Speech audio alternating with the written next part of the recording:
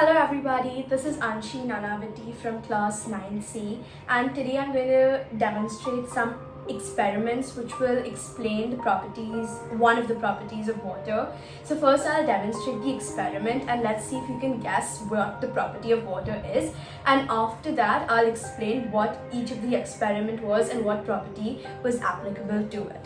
So first I've got two glasses, and I'm going to fill them with water. So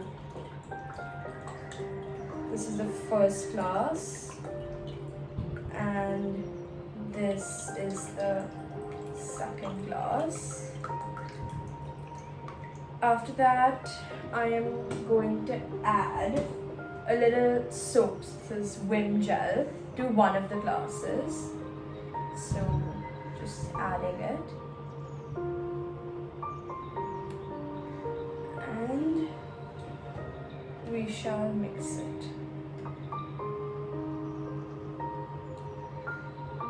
So this is water with Vim gel and this is water without Vim gel.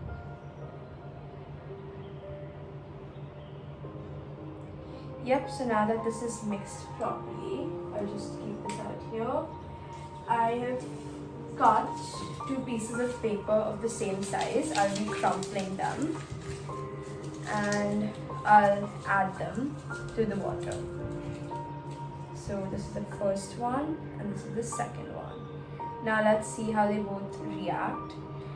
As you can see, this one is sinking while this is still floating and this is already sunk. So this is the first experiment where the volume of water is same in both. The glass is also same, and we've taken the same size of paper, crumpled it, and put one where there's Vim gel and one where there's not. And in the one where there was Vim gel, it has sunk while it still floats on the one where the Vim gel is not present. So now I'll remove this from here and we'll move on to the second experiment. So in the next experiment, what we have to do is I'm going to take a pin, and this actually, it should ideally sink in water, but I'm going to very carefully place it on top of water. So, and we can see that the pin is floating and it hasn't sunk. So I'm just going to get it a little closer.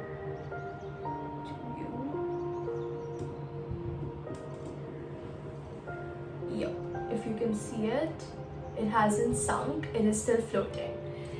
Now I do this is again Vim gel and this is a earbud, so I'm just going to so this is the side where there is no Vim gel, and if I put that in, nothing happens. But this is the side with the Vim gel, the soap, and as soon as I put it in near it, we can see that the pin sinks down. So that was the next experiment. The final experiment that is there. I am going to fill this with water, and as soon as it reaches the brim, it doesn't fall down directly. It will form a bulge at the top. Now let us see this experiment and then I'll explain it. So I'm filling it with water. Now it has reached the brim and I'm going to add more very slowly.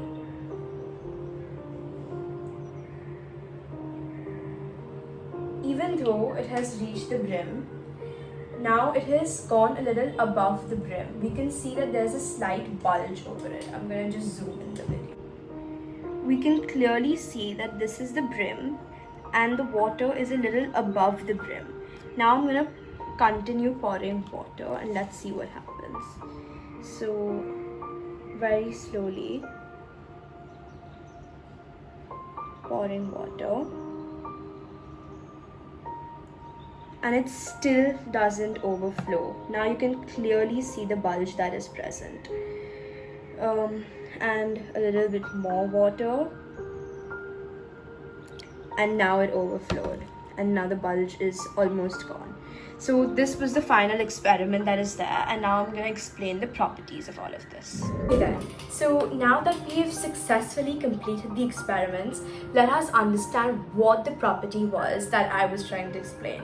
So were you able to guess what the property was? The answer is surface tension. If that's the answer that you also got, kudos to you. So now, what is surface tension of water? Why is it there? Why is it important? And how does it help us? And finally, how is it related to our experiments?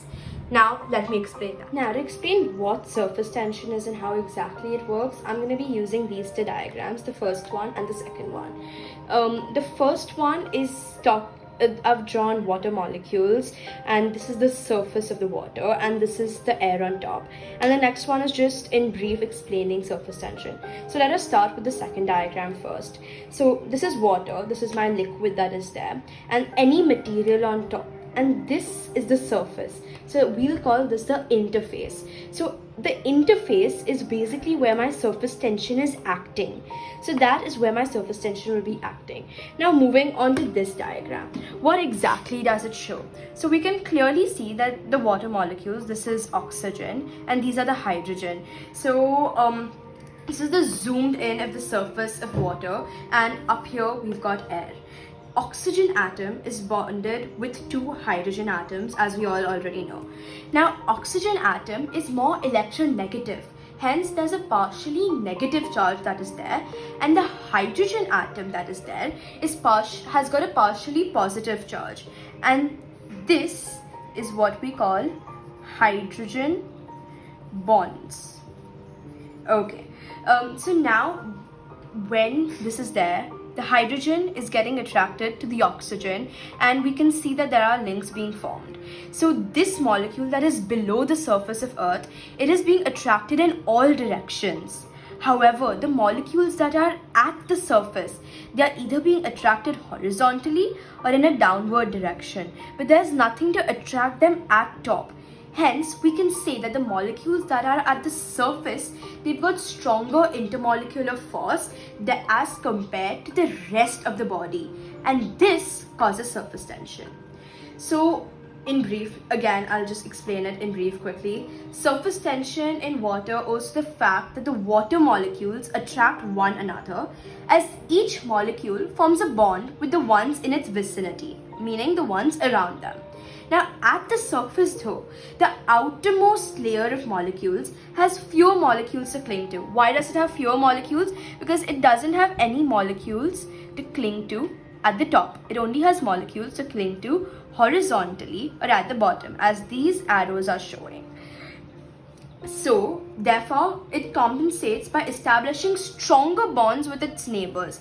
Because it doesn't have bonds to make at the top and it's got fewer molecules to cling to, it makes stronger bonds with its neighbors. And this leads to the formation of surface tension. So that is what surface tension is and how it is formed.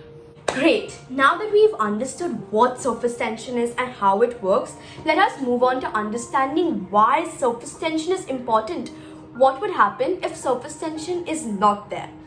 We can see examples of surface tension in our everyday lives almost everywhere. Let us take the example of a water spider. Now, this is an insect that can literally walk over water. Why can it walk over water? It is because the surface tension of water can support the weight of the insect. If we change water into ethanol, the poor spider will drown. Why is that? Because the weight of the spider cannot be supported by the surface tension of ethanol.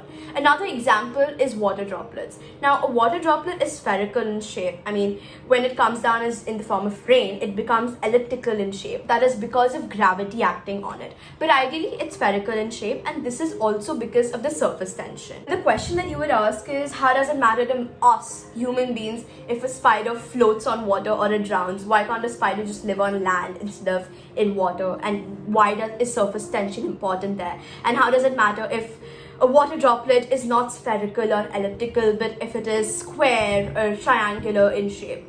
So the answer to that is surface tension is not only important for these things, but if surface tension is not there, then nothing can float on top of water. And if nothing can float on top of water, even the smallest particle drowned inside water, that would be failure of the ecosystem.